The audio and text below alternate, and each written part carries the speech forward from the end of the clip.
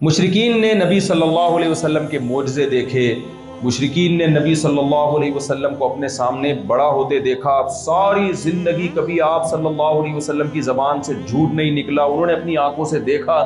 نبی صلی اللہ علیہ وسلم نے فرمایا اگر میں یہ کہوں کہ فلاں پہاڑ کے پیچھے سے لشکر حملہ کرنے آ رہا ہے تمہارے اوپر یقین کر لو کہ بغیر دیکھے؟ انہوں نے کہا آپ صادق بھی ہیں اور آپ امین بھی ہیں، آپ سچ بولتے ہیں، آپ امانت دار ہیں، کبھی ہم نے آپ کی زبان سے جھوٹ نہیں سنا۔ ہرقل نے جب حضرت ابو سفیان کو اپنے سامنے بٹھایا، اس وقت ابو سفیان نے اسلام قبول نہیں کیا تھا، تو ہرقل بادشاہ نے پوچھا کہ بتاؤ جس شخص نے نبوت کا دعویٰ کیا ہے کیا تم نے کبھی اس کی زبان سے جھوٹ سنا؟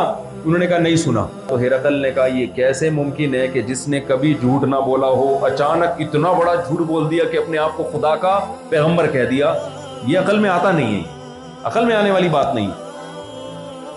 تو اللہ نے محمد صلی اللہ علیہ وسلم کی سچائی عربوں کے سامنے 2 اور 2 4 کی طرح رکھ دی تھی۔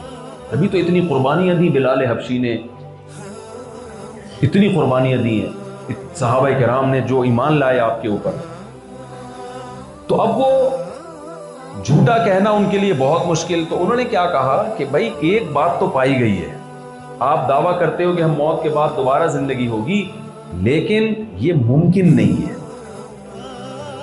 تو مشرکین کہا کرتے تھے کہ بھائی جب ہم مر کے مٹی ہو کے ختم ہو گئے تو پھر دوبارہ پیدا ہونا ممکن نہیں ہے۔ اللہ نے کیا جواب دیا؟ واقعی سائنٹیفکلی ممکن نہیں ہے، لیکن خدا نام اس ذات کا ہے جو ناممکنات کو ممکن بنا دے۔ سائنٹیفکلی تو فرسٹ ٹائم، پہلی دفعہ پیدا ہونا بھی ممکن نہیں ہے۔